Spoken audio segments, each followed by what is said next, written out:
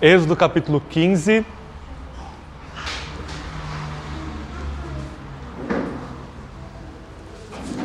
Verso 1 ao 19, nós temos o Cântico de Moisés, que nós iremos ler. E o verso 20 e 21 é Miriam e as mulheres, elas vão repetir partes desse cântico. Êxodo capítulo 15, e neste cântico, irmãos, verso 1 e 2, para a gente ler com mais entendimento, é a introdução, enquanto o verso 18 e 19 é a conclusão, e nós temos 3 partes. Verso 3 ao 8 é uma descrição de Yahvé, do Senhor, de Deus, como um guerreiro que luta por Israel. Verso 9 ao 12, ele luta contra o orgulho dos egípcios. E verso 13 ao 17, ele luta para levar o seu povo Israel rumo ao santuário, ao templo que ele iria estabelecer. Amém? Essa é a forma que nós iremos prosseguir esta manhã. Vamos ler todo o capítulo 15, verso 1 ao 19, pelo menos, neste primeiro momento. Depois da leitura, ele dizer: essa é a palavra do Senhor, e todos que creem respondam com amém. Então Moisés e os israelitas entoaram este cântico ao Senhor. Cantarei ao Senhor, pois triunfou gloriosamente. Lançou no mar o cavalo e o seu cavaleiro. O Senhor é a minha força e o meu cântico. Ele se tornou a minha salvação. Ele é o meu Deus e, portanto, eu o louvarei. É o Deus de meu pai e, por isso, eu o exaltarei. O Senhor é um homem de guerra. O Senhor é o seu nome. Lançou no mar os carros do faraó e o seu exército. E os seus capitães de elite foram afogados no mar vermelho. Os abismos os cobriram. Desceram as profundezas como pedra. A tua mão direita, ó Senhor, é gloriosa em poder. A sua mão direita, ó Senhor, despedaça o inimigo. Na grandeza da sua excelência, derruba os que se levantam contra ti. Envia o teu furor e os devora como palha. Com o sopro das tuas narinas amontoaram-se as águas. As correntes pararam como muralha. Os abismos coalharam-se no coração do mar. Só uma nota que coalharam no hebraico é congelaram-se. Os abismos congelaram-se no coração do mar. Verso 9. O inimigo dizia: perseguirei, alcançarei e repartirei os despojos. O meu desejo se fartará deles. Arrancarei a minha espada e a minha mão os destruirá. Sopraste com o teu vento e o mar os cobriu. Afundaram como chumbo em águas profundas. Quem entre os deuses é como tu, ó Senhor? Quem é como tu, poderoso em santidade, admirável em louvores e capaz de maravilhas? Estendestes a tua mão direita e a terra os tragou. No teu amor guiaste o teu povo que redimiste. Na tua força os conduziste à sua santa habitação. Os povos ouviram e estremeceram. O terror apoderou-se dos habitantes da Filistia. Então os chefes de Edom ficaram pasmos. Os poderosos de Moabe apoderou-se um tremor. Derreteram-se todos os habitantes de Canaã. Medo e pavor caíram sobre eles, pela grandeza do teu braço. Emudeceram como pedra, até que o teu povo passaste, ó Senhor, até que passaste este povo que adquiriste. Ó Senhor, tu os conduzirás e os plantarás no monte da sua herança, no lugar que preparaste para a sua habitação, no santuário que as suas mãos estabeleceram, ó Senhor. O Senhor reinará eternamente e perpetuamente, porque os cavalos do faraó, com seus carros e os seus cavaleiros, entraram no mar, e o Senhor fez voltar as águas do mar sobre eles, mas os israelitas passaram em terra seca pelo meio do mar. Essa é a palavra do Senhor. Amém?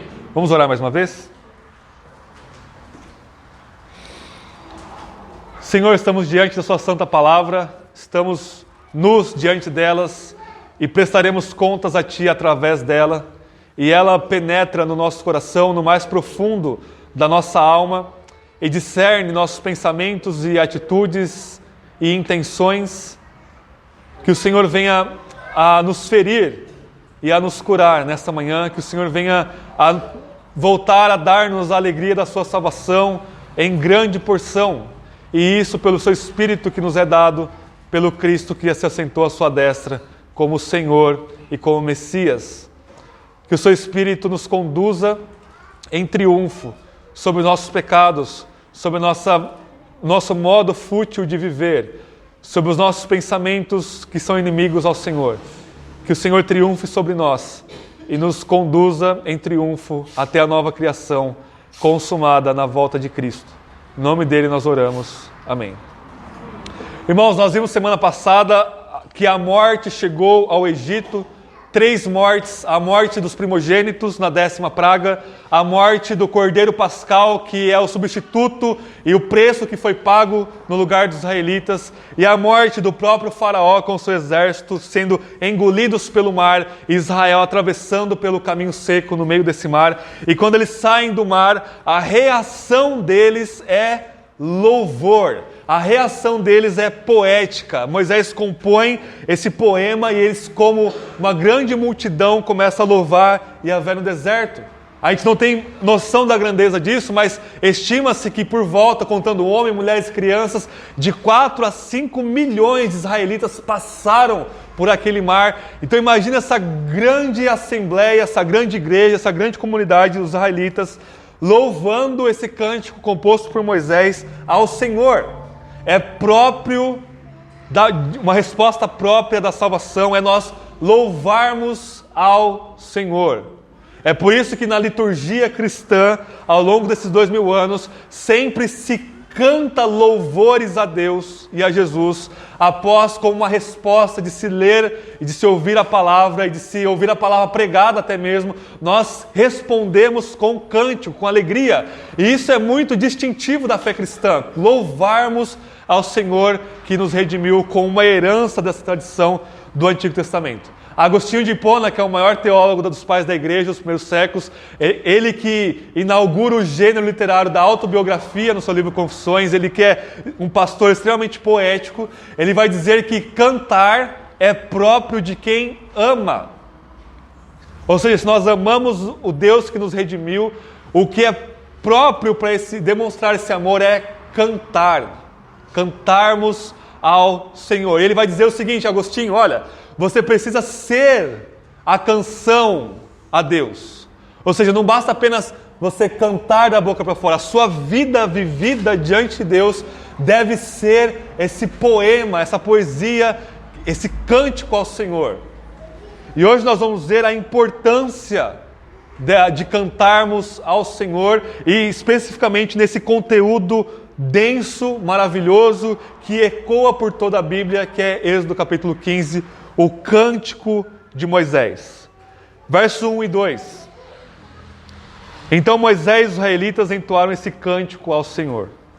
Cantarei a Yahvé, cantarei ao Senhor, pois triunfou gloriosamente. O motivo do cântico é que Yahvé triunfou sobre os egípcios.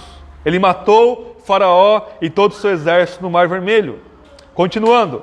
Lançou no mar o cavalo e o seu cavaleiro. O Senhor é a minha força e o meu cântico. Ou seja, o conteúdo do cântico de Moisés é o próprio Deus. O Senhor é o meu cântico. Ele se tornou minha salvação. Ele é o meu Deus, portanto eu o louvarei. Ele é o Deus de meu pai, ou seja, o Deus de Abraão, Isaac e Jacó, por isso eu o exaltarei. Então nessa introdução do cântico, Moisés está dizendo, olha, nós vamos celebrar com alegria, porque Yahvé, o Deus Criador, o Rei do Universo, Ele se torna a nossa salvação, Ele é aquele que luta por nós, Ele triunfa sobre os nossos inimigos, e Ele é a nossa força e a nossa canção. E aí nós vamos ter o conteúdo que eu falei para vocês em 3 partes. Verso 3 ao 8, Yahvé é descrito, o louvor é sobre uma descrição do Senhor de Deus, e ele é descrito como um homem que guerreia, ou seja, a imagem do capitão de guerra, a imagem daquele guerreiro que vai à frente do exército, que vai ser o primeiro ali e que vai vencer os inimigos, é uma imagem que é adequada para falar de Deus. Verso 3, o Senhor é homem de guerra, Yahvé, o Senhor é o seu nome. Lançou no mar os carros do faraó e o seu exército. Os seus capitães de elite foram afogados no Mar Vermelho. Os abismos os cobriram e desceram as profundezas como pedra. A sua mão direita, ó Senhor, é gloriosa em poder. A sua mão direita, ó Senhor, despedaça os inimigos. Vejam que existe um foco na mão direita do Senhor. A mão direita é o símbolo da autoridade do rei. Quando o rei levanta a sua mão direita com o seu cajado, ele decreta aquilo que irá acontecer. Então nós temos a primeira parte, a mão direita de Deus, verso 6. Depois, verso 12. Estendeste a tua mão direita e a terra os tragou. Verso 16. Medo e pavor caíram sobre eles pela grandeza do seu braço. Ou seja, Deus libertou Israel com sua mão direita, com o seu braço forte. Ele mesmo, ele pega e abre o mar, afoga os egípcios e conduz em triunfo e libertação os israelitas. A mão direita de Deus como rei.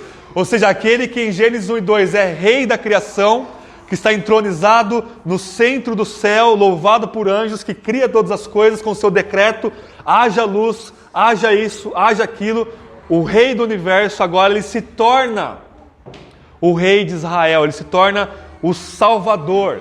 Ele é criador e redentor de Israel. Verso 8. Com o sopro das suas narinas, ou seja, com o seu espírito, em hebraico, amontoaram-se as águas, as correntes pararam como muralha, os abismos congelaram no coração do mar. Essa imagem do mar parado como duas paredes, como se estivesse congelado, como se estivesse sendo espelhado, como se Deus próprio tivesse endurecido o mar à direita e à esquerda para eles passar triunfantemente. Essa é a imagem de Deus na Bíblia. Deus como um guerreiro que guerreia e triunfa e avança e vence sempre. E nós vimos na escola bíblica a gente vê de Marcos até Êxodo, na pregação a gente vê de Êxodo até Jesus. Qual que é a tradição da Bíblia em relação ao Senhor como Yahvé? Aqui em Êxodo, Deus está lutando em favor dos israelitas. Só que Israel, depois disso, logo no capítulo 16, eles já começam a pecar contra Deus. E Deus começa a lutar contra os israelitas. E nos profetas, Isaías, Jeremias, Ezequiel, Daniel, os profetas menores, Deus ele está lutando contra as nações, mas ele também está lutando contra o seu povo. Porque o seu povo, Israel, se torna inimigo de Deus, porque eles quebram a aliança, geração após geração, indivíduo após indivíduo, dia após dia, Israel peca. E Deus, como o guerreiro divino, Deus como o homem de guerra, como o capitão desse grande exército, como capitão da nossa salvação, ele guerreia também contra os israelitas. Mas ele ama tanto o seu povo, que mesmo lutando contra o seu povo, em alguns momentos ele volta a dizer, olha, eu vou restaurar vocês, eu vou trazer vocês do exílio, eu vou libertar vocês dos seus inimigos, eu vou guerrear novamente por vocês. E nós temos no Novo Testamento Jesus, como a gente viu na escola bíblica, como guerreiro divino, guerreando por nós. Quando Jesus cura os cegos, levanta os aleijados, ressuscita os mortos, quando ele traz vista aos cegos, traz audição aos surdos, perdoa pecados, acalma o mar. Ele não é um monge budista, bonzinho, com cara bonzinha, fazendo bem. Ele não tem um coque aqui e acorda pela manhã fazendo yoga e depois sai cheio de bondade fazendo bem. Não, a imagem é de um guerreiro divino lutando contra os inimigos do seu povo. Ele vence os demônios, ele vence o pecado, ele vence a morte, ele vence todos esses nossos inimigos. Como eu disse várias vezes, os inimigos físicos do Antigo Testamento são uma sombra dos inimigos espirituais verdadeiros. Porque os próprios inimigos físicos de Israel no Antigo Testamento estão dominados pelos inimigos espirituais, dominados pelos demônios, pelo diabo e pelos pecados deles mesmos. Por isso que eles se tornam símbolos. Agora, quando Jesus vem e vence os verdadeiros inimigos, no meio da batalha, o guerreiro divino, o Yahvé, que se torna homem e luta em nosso favor, ele morre. Mas ele não é vencido, ele se entrega à morte para vencer. É como se ele pegasse o último inimigo, a morte, chacoalhasse pelo pescoço e diz, vem. E a morte diz, não. E ela não tem escapatória. A morte engole o guerreiro divino, engole o Messias, engole Jesus. E nesse processo, ela mesma é engolida e destronada e destruída. Porque 3 dias depois, esse guerreiro divino, ele ressuscita dentre os mortos, publicamente mostrando que ele é o Messias, que ele é Yahvé e que ele reina sobre todas as coisas. E que ele vai voltar. A imagem de Apocalipse 19, da segunda vinda de Cristo, João descreve Jesus como um guerreiro divino. Ele diz: eu vi os céus abertos e um cavaleiro em cima do seu cavalo branco, e ele vem para vencer e para destruir. E os seus olhos são como chamas de fogo, e uma espada afiada sai de sua boca. As suas vestes estão salpicadas de sangue, sangue dos seus próprios inimigos. Na sua coxa está escrita Rei dos Reis e Senhor dos Senhores. E ele sai cavalgando para vencer. Essa é a imagem de Êxodo, do guerreiro divino, que agora Jesus cumpre perfeitamente o verso 3 de Êxodo 15. O Senhor não apenas se parece com um homem de guerra, o Senhor é um homem de guerra. É muito interessante que essa expressão homem de guerra me veio à mente agora. Ela é usada lá em Isaías 9 para falar do Messias. Um menino se nasceu, um filho se nos deu, e o seu nome é Deus Forte. Em hebraico é Deus, homem forte. O Deus, homem que guerreia. Pai da eternidade. Príncipe da paz, e o reino está sobre os seus ombros, e os seus ombros não têm, o seu reino não tem limites, não tem fim. O Messias é o sujeito de Êxodo 15:3, porque passa Isaías 9, Isaías 11, o Messias é aquele que traz o novo Êxodo, e Isaías 12 tem uma repetição de Êxodo 15, com uma celebração do novo Êxodo, que o Messias, como Deus e como homem, traz para nós. Qual que é a aplicação prática? O guerreiro divino nos chama, nos convoca como nosso chefe da nossa salvação a participarmos dessa luta, desta batalha. A participarmos dessa guerra. Efésios capítulo 6, que a gente viu esse ano todo na reunião de homens. Paulo vai dizer, olha, tomem toda a armadura de Deus, não só que vem de Deus, mas a armadura que o próprio Deus e o Messias usam. A gente viu na reunião de homens que todas as peças da armadura vêm de Isaías. E em Isaías é Deus que veste a armadura e é o Messias que veste a armadura. Tomai o cinto da justiça, a vestir com o lombo da verdade, o capacete da salvação, a sandália da preparação do evangelho da paz, o escudo da fé, a espada do Espírito. Como? Em toda oração e súplica. Porque nossa luta não é contra carne e sangue. Ou seja, o tipo já foi cumprido, não é mais luta física. Agora nós lutamos contra os principados e potestades nas regiões celestiais. Nós lutamos contra o próprio príncipe das trevas, o próprio diabo, vestindo essa armadura. Justiça, verdade, evangelho, fé e palavra de Deus, que a nossa única arma de ataque é a espada do Espírito. Nós somos chamados a lutar, irmãos. E nós vivemos entre o já e o ainda não. A batalha já foi vencida. O diabo já foi derrotado na cruz. Colossenses 2,15 fala que os principados e potestades foram despojados na cruz e Cristo triunfa sobre eles. A promessa de Gênesis 3,15 que o filho da mulher vai esmagar a cabeça da serpente começa na cruz e na ressurreição de Jesus. Ele esmaga, ele triunfa, o diabo está preso, o diabo está limitado, o diabo não consegue derrotar ou parar a igreja. O reino milenar do Messias começa quando ele se encarna, morre e ressuscita por nós. E se estende até a sua segunda vinda. E nós somos chamados a participarmos dessa batalha.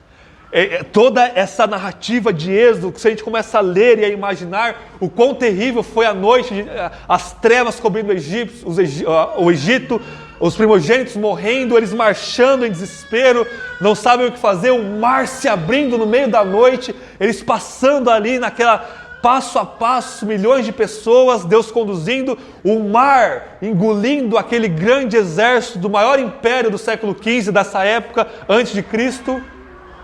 E aí o dia amanhece, os israelitas, os escravos depois do mar, e aquele mar de sangue de milhares de egípcios soldados boiando no mar vermelho, que se torna um mar de sangue literalmente.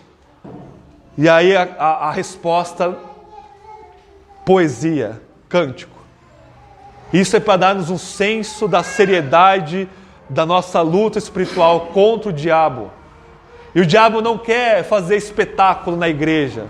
Ele faz isso para chamar a atenção, porque aquela comunidade já é dele.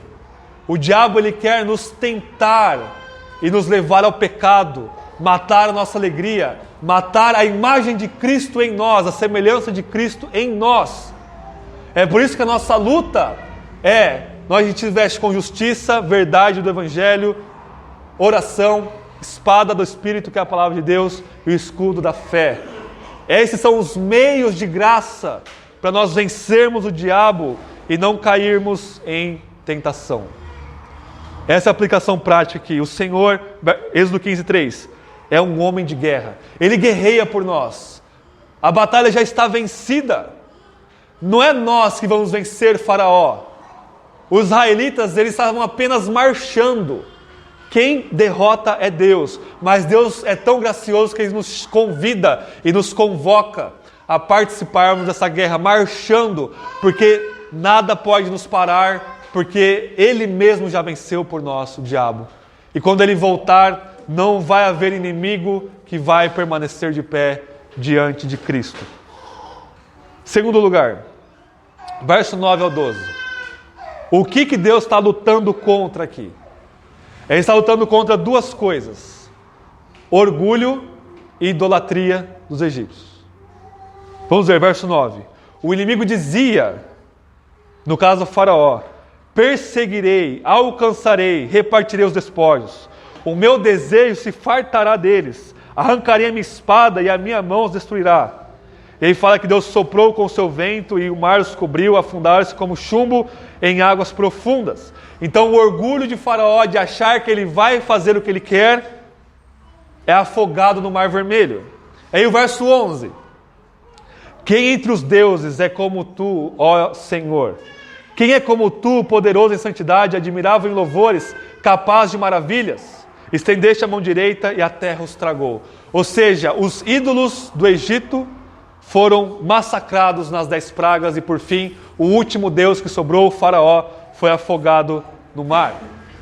E essas duas coisas, o orgulho e a idolatria, são congêneres. Elas nascem juntas.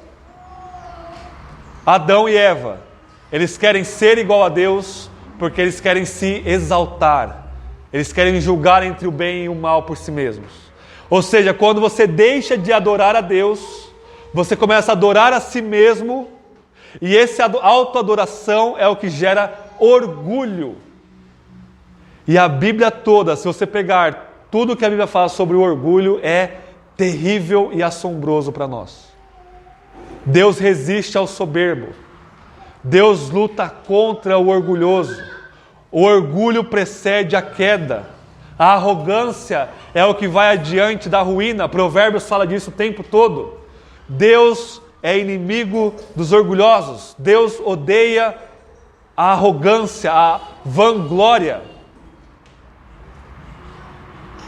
E sem falar da idolatria, Deus odeia também a idolatria e Ele luta contra a idolatria. O que Yahvé está lutando contra aqui? Contra o orgulho idólatra dos egípcios. Ele está mostrando que Faraó não é nada e não pode nada. E todo o orgulho de Faraó não é nada. E Faraó, ele se torna um tipo desse orgulho. E em Isaías 23, se eu não me engano, Ezequiel 28, nós temos um rei chamado rei de Tiro, que é descrito como se fosse o próprio diabo. E ele é descrito como se fosse Faraó, que Deus diz: olha, rei de Tiro, você se eleva até os céus e você acha que é Deus? Eu vou te derrubar até o inferno e eu vou te entregar na mão dos seus inimigos. E você que se acha Deus, para o seu inimigo, você vai ser apenas um homem que vai morrer na mão dele. E é descrito ali como se ele fosse um querubim do céu no Éden, como se fosse o próprio diabo, esse rei de Tiro. E é descrito em imagens faraônicas também. Ou seja, Faraó é uma grande representação, ele é gráfico para nos ensinar sobre orgulho, idolatria ou orgulho idólatra. E aí vocês pensam, bom, eu não sou orgulhoso. E aí a gente pensa sempre orgulho como sendo assim, a sua manifestação mais ridícula, né? Eu sou melhor do que você, você é inferior a mim, eu preciso aparecer, não é? Quando a gente pensa em orgulho, a gente pensa em uma pessoa que quer se aparecer e que pisa nos outros e que se autopromove o tempo todo. Isso é o orgulho na sua manifestação mais teatral, mais ridícula. E talvez por você não ser assim, e se você for, ai de você, você pensa que você não é orgulhoso. Mas o orgulho tem 1001 máscaras, 1001 faces, 1001 demonstrações. O orgulho está às vezes num olhar seu e meu, numa palavra, num tom, numa postura, em um não fazer. Pensem em Faraó aqui. Como é que Faraó mostrou o seu coração duro, orgulhoso? Deus diz, faça isso, deixe o meu povo ir. Ele diz, não. Deus manda as pragas, deixe o meu povo ir, faça isso, Faraó. Ele diz, não. Depois, faça isso, ele diz, tá bom. Mas depois ele volta atrás. Depois diz, não, tá bom, mas eu vou deixar o Israel ir se eles fazerem isso, isso, isso. E orar por mim.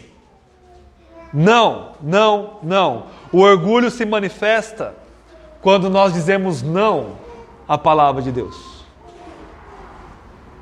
Quando Deus diz A e você diz B. Quando diz faça isso e você diz espera um pouquinho. Quando Deus diz faça isso, você diz eu vou fazer isso se isso acontecer. Isso é orgulho. Por mais bonzinho que você possa parecer, nós todos temos essa grande pedra de orgulho em nossa alma, em nosso coração. Nós somos orgulhosos e o orgulho é idolatria. E Deus odeia o orgulho. E o orgulho não é uma abstração, é nós em atividade. Nós somos inimigos de Deus. Nós somos os egípcios. Colossenses 1:23 diz que nós somos inimigos no entendimento por causa das nossas obras más. E Deus nos resgata disso. Ou seja, nós somos inimigos de Deus. Romanos 5, Deus demonstra o amor por nós, quando enviando o seu Filho para morrer por nós, não quando nós éramos amigos de Deus, não quando nós éramos bons, porque alguém pode se animar a morrer pelo bom, mas quando nós éramos inimigos de Deus. Nós nascemos inimigos de Deus. Por quê? Porque nós nascemos orgulhosos e idólatras. E Deus está como guerreiro divino lutando contra o nosso orgulho e os nossos ídolos.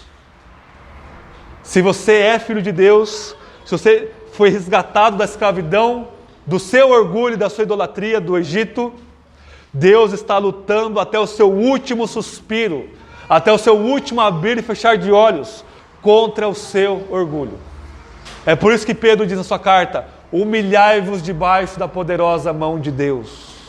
Humilhai-vos. Ou seja, a poderosa mão de Deus, que é a mesma imagem aqui que Deus usa, ou seja, a mão de rei, a mão do guerreiro divino que está lutando, ela nos humilha, ela nos crucifica, ela nos mata numa cruz, ao ponto de você chegar à consciência prática de que você não é nada, não vale nada, até você chegar no lugar onde você reconheça que tudo é graça. Paulo foi o maior dos apóstolos, foi o mais que trabalhou, o maior dos santos, e ele diz, eu sou o principal dos pecadores, eu sou o menor dos santos, eu trabalhei mais que todos eles, mas foi a graça de Deus em mim, e não eu mesmo. Humildade. Deus diz, faça isso, e você diz, não. Isso é o orgulho, e isso nós caímos todos os dias. Nós precisamos do poder do Espírito, mortificando e destruindo o poder do orgulho e do pecado em nós, destronando nossos ídolos. Calvino vai falar que o nosso coração é uma fábrica de ídolos, que não para 24 horas por dia. Você quebra um ídolo aqui, ele já nasce 3 aqui, e você vai quebrando pelo poder do Espírito, dizendo sim para o Evangelho, para Cristo, dizendo não para o seu pecado. E isso é guerra. Paulo usa a imagem de guerra: guerreai contra os vossos desejos pecaminosos. Porque se você guerreia, você está vivo. Se você não guerreia, você é um corpo morto boiando no mar vermelho ao nascer do sol. A correnteza do pecado está te levando e você está indo. Mas se você está... Joe Owen, o maior teólogo do século XVII, vai dizer que somente aqueles que estão vivos sentem o peso de nadar contra a correnteza do pecado. Se você está achando difícil, se você está sentindo o peso do pecado em você, é porque você está vivo e nadando contra isso. Mas se por outro lado você se entrega numa vida de pecado, você é um corpo morto, boiando na direção da correnteza do pecado. Terceiro lugar, verso 13 ao 17, negativamente Deus luta contra o orgulho e a idolatria, mas positivamente Deus luta por amor do seu povo. Verso 13, no teu amor guiaste o povo que redimiste, e na tua força os conduziste à sua santa habitação.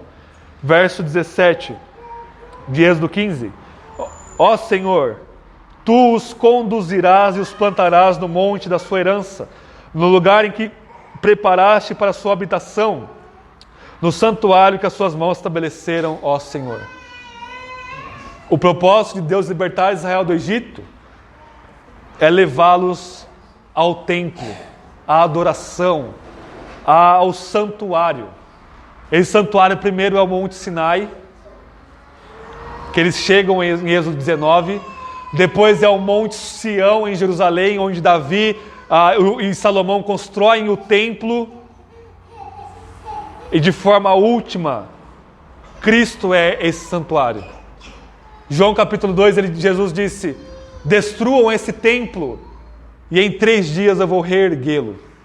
E o pessoal diz: nossa, mas esse templo de Herodes está demorando 40 anos para ser construído e ainda não foi terminado, e você disse que em 3 dias, eu sei que você é carpinteiro, mas você não é tão bom assim.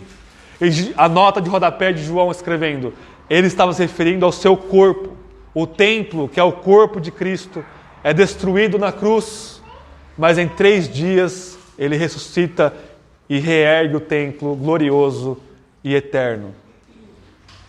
E é nós, por estarmos unidos a Jesus pela fé, nós somos o templo. Efésios capítulo 2 é uma narrativa disso daqui. Efésios 2 começa: nós estávamos mortos em nossos pecados, escravos do desejo do nosso coração e do próprio diabo, fazendo a vontade da carne, e éramos inimigos de Deus por natureza, filhos da ira de Deus por natureza. Ou seja, nós estávamos escravizados no Egito, nós estávamos escravizados pelo diabo, mas Deus, que é rico em misericórdia, Ele nos ressuscita espiritualmente, Ele nos traz a salvação, nos faz um grande exército para marcharmos em boa obra. E Efésios 2, do 11 ao 22, vai dizer que Cristo morreu por nós, para fazer judeus e não judeus um só povo. E ele termina: para a habitação de Deus no Espírito, nós somos edificados pelos apóstolos e profetas, Antigo e Novo Testamento, para nós sermos esse templo de Deus. Deus nos tira da escravidão do Egito, do diabo, para nos levar até Cristo e a igreja. Ou seja, se você não chegou no monte, no templo que é a igreja, você morreu no mar. O desigrejado que acha que ele pode ser cristão e não ir à igreja, veio a imagem agora. É como se fosse o israelita que ficou no meio do mar, achando: não, eu não preciso ir com o povo. Eu estou aqui sozinho o suficiente. E aí eu vou enfrentar o exército do faraó que está vindo aí. E aí o mar engole eles. Esse é o desigrejado. Essa é a melhor imagem que me veio agora à mente para descrever um desigrejado. O Senhor nos salva para nos levar a uma comunitária adoração poética, cheia de canção, de alegria e de triunfo espiritualmente na igreja. Amém? Eu tenho uma aplicação prática com 3 desdobramentos para nós terminarmos.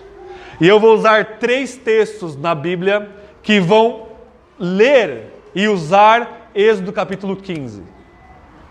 E eu vou gastar um pouquinho de tempo em cada uma delas para vocês verem como que a Bíblia entende Êxodo capítulo 15 e como o Êxodo capítulo 15 aponta para o futuro. A única aplicação prática de Êxodo 15 é que nós devemos cantar ao Senhor. Entender quem Deus é, o guerreiro divino que luta contra o orgulho e que liberta o seu povo para ir até o templo, mas isso é cantado.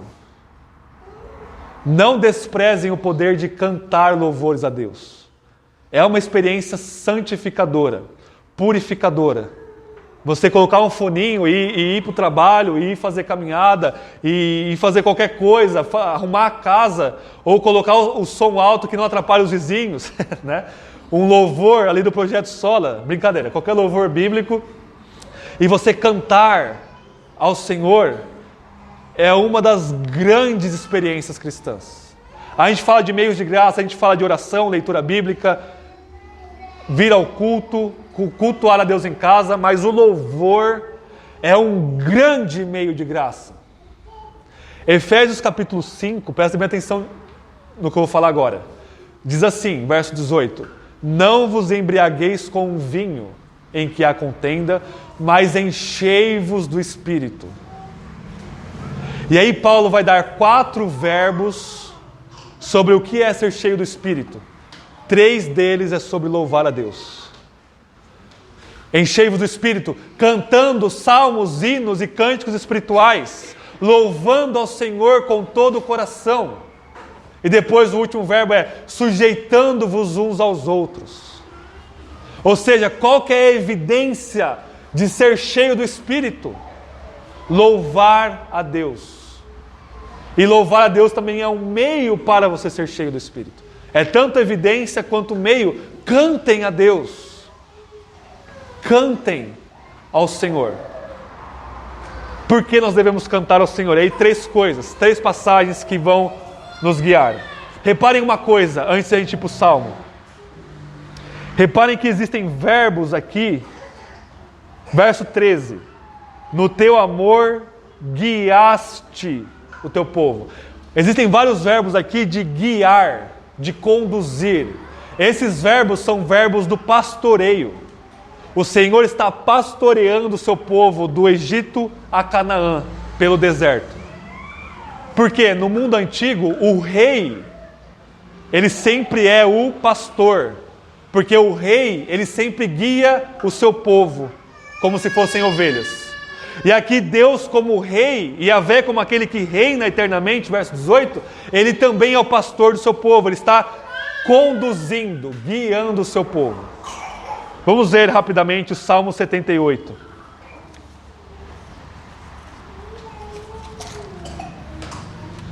Deixa eu só ver nosso horário para ver quanto tempo nós temos para desenvolver isso. 5 minutos, 2 minutos e meio para cada passagem. Salmo 78.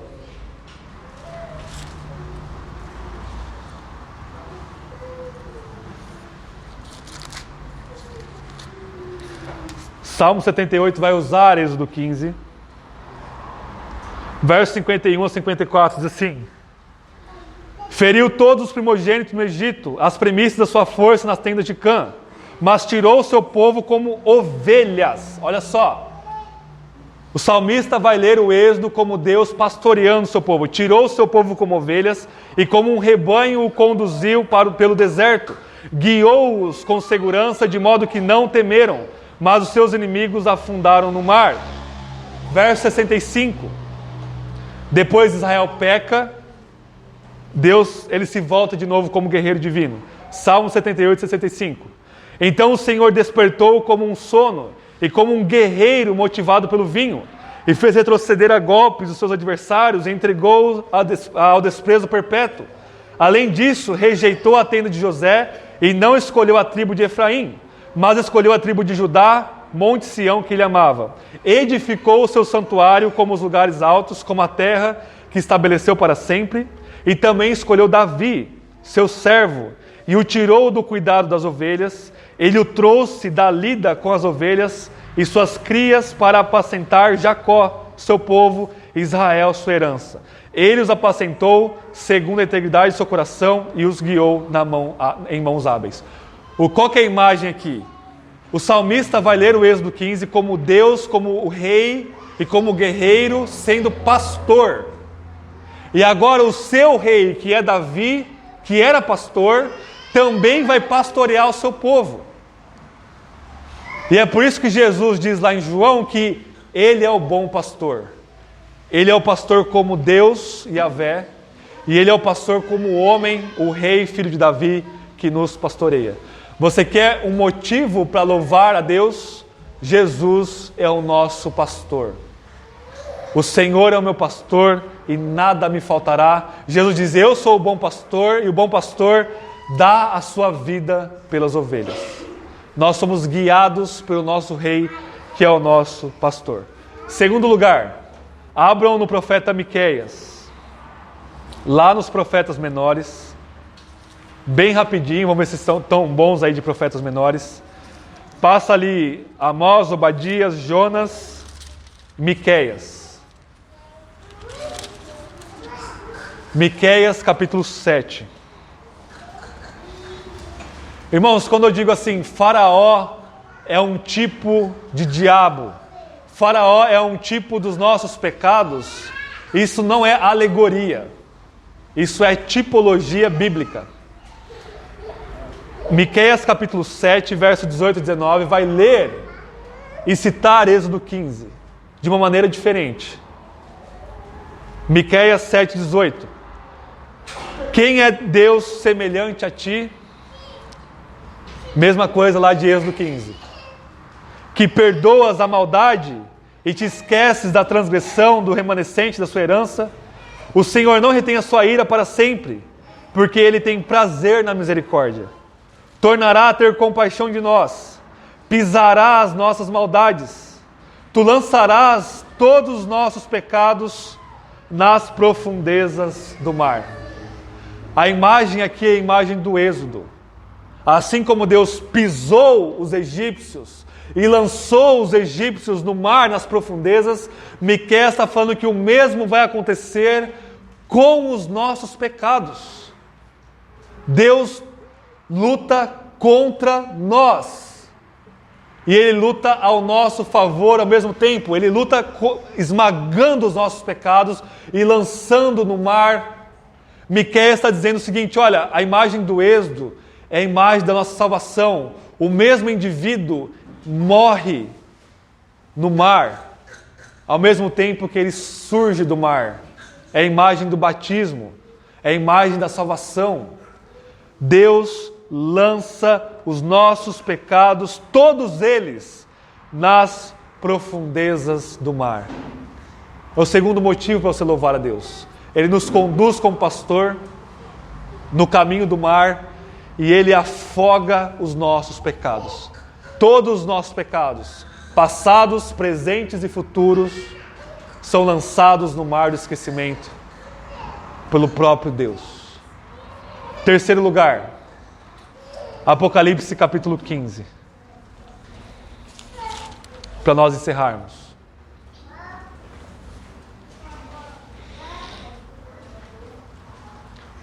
O Êxodo aponta para a libertação de toda a criação. Como eu falei para vocês no sermão sobre as pragas, Faraó, como um tirano, é um tipo de besta. A besta de Apocalipse 13 é todo o estado totalitário que quer governar a vida dos seus súditos como Deus. E nós seremos libertados da besta, ao mesmo tempo que nós estamos nesse período de pragas, nesse período entre a primeira e segunda vinda de Cristo, as pragas do Apocalipse estão sendo derramadas, Deus nos libertará no final. Capítulo 15 de Apocalipse, verso 1.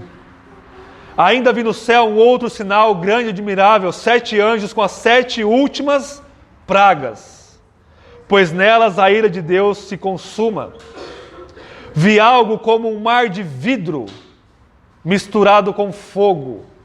E aqui o mar de vidro é a imagem lá de Êxodo 15:8, como se o mar tivesse congelado. O mar de vidro, e em Daniel 7 tem um mar de fogo que simboliza o julgamento de Deus. Vi algo como um mar de vidro misturado com fogo, e os que haviam vencido a besta, a sua imagem e o número do seu nome estavam em pé junto ao mar de vidro com harpas de Deus. E eles cantavam o cântico de Moisés, Êxodo 15, servo de Deus, e o cântico do Cordeiro, dizendo: grandes e admiráveis são as suas obras, ó Senhor Deus Todo-Poderoso, justo e verdadeiro são os seus caminhos, ó Rei das nações. E o texto continua com várias citações do Antigo Testamento. Ou seja, quando Deus terminar todas as coisas, na segunda vinda de Cristo, nós cantaremos Êxodo 15 de novo, no mar de vidro do julgamento de Deus, sobre a besta, o dragão e o falso profeta, sobre o Estado totalitário, as falsas religiões e o próprio diabo. Nós cantaremos de novo. Essa imagem de Êxodo 15, dos israelitas na praia, cantando a Deus após a libertação do Egito, vai se repetir na segunda vinda de Cristo, quando Ele lavar a humanidade com o seu sopro. Amém? 3 motivos então para nós louvarmos. Cristo é o nosso pastor, Ele é o nosso guerreiro divino, Ele é o nosso rei, Ele mata os nossos pecados nos perdoando, e Ele vai voltar a segunda vez, e nós louvaremos a Ele perfeitamente. Vamos orar? Tem uma oração silenciosa de confissão, eu já vou orar encerrando o sermão.